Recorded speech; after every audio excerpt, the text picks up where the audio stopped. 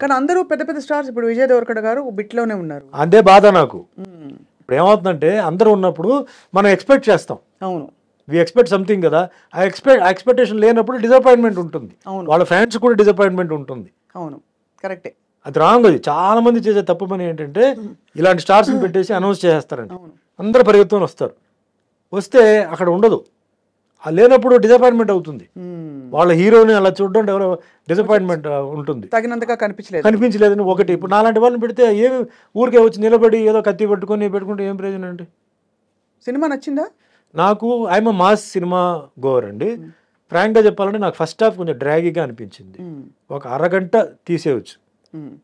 Especially ఆ బాంబే హీరోయిన్తో song, ఆ ఫైట్ అంతా ఉంది చూసారా, అది కరెక్ట్, అది రావట్లేదు. అది తీసేయచ్చు. Second half making wise futuristic అదంతా ఓకే. నన్ను అడిగితే ఫస్ట్ ఇస్ ద డైరెక్టర్ అండి. ఈ మన తెలుగు ఇండస్ట్రీకి ఒక హాలీవుడ్ డైరెక్టర్ ఉన్నాడు అని ఆయన ప్రూవ్ చేశాడు.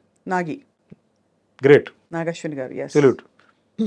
సెకండ్ థింగ్, ఆ సినిమాలో ఐఎమ్ సారీ టు సే అండి, Amitabh Bachchan's role is the dominant role అండి. అవును, ఆయనే ఫస్ట్ హాఫ్ అంతా, అసలు మొత్తం ఫస్ట్ పార్ట్ అంతా. Next part Telugu dubbing, Telugu song ఇదంతా ఆయన చేశారు. కమల్ హాసన్ బిగినింగ్లో ఒక షాక్, ఎండ్లో ఒక షాక్. ఇంకా మేకప్ నేను చెప్పక్కర్లా. ఆయన ఆల్రెడీ అన్ని అబ్బాయి షణ్ముఖి మొదలు అన్ని చేసేసారు. అన్ని మేకప్ అసలు డిఫరెంట్గా చూడాలని చెప్పి ఏమేమో చేసాడు, సక్సెస్ అయిపోయాడు అనమాట. ప్రభాస్ నా ఫీలింగ్ ఏంటంటే I like Prabhas should be shown like Tarzan. Is got the physique of Tarzan. నేను అది అక్కడ మిస్ అయ్యాను. ఆ హీరోయిక్ ఎలివేషన్ అంటారా? ఆయనకి ఏదో ప్లేట్ పెట్టి అది పెట్టి ఇది పెట్టి ఇదంతా ఆర్డినరీ దీంట్లో వచ్చేసింది కదా బాహుబలిలో. Repeated dressing, Baahubali type of dress and all that. Prabhas మ్యాచో, muscle man. So అది ఎక్కడైనా ఒక సీన్ వస్తుందా ఏమో ఎదురు చూస్తే అది లేదు. Songs are not catchy. అంటే మ్యూజిక్ మీద ఎక్కువ ఫోకస్ చేయలేదు. మన బయటకు వచ్చినప్పుడు ఏదో సాంగ్ హమ్ చేయాలి కదా, అది లేదు. ఇది ఒక డిఫరెంట్ యాంగిల్లో చూస్తేనే నచ్చుతుందండి ఈ cinema.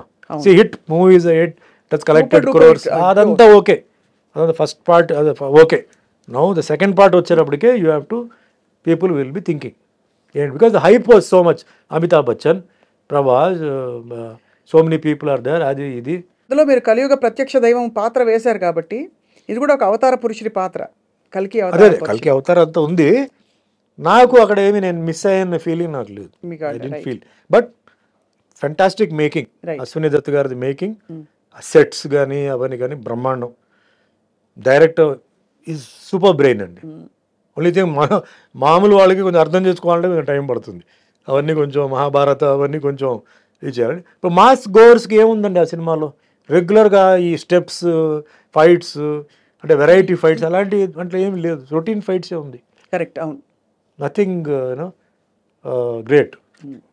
But as a movie is Telugu సినిమా, this movie can be showed in హాలీవుడ్లో చూపించవచ్చు.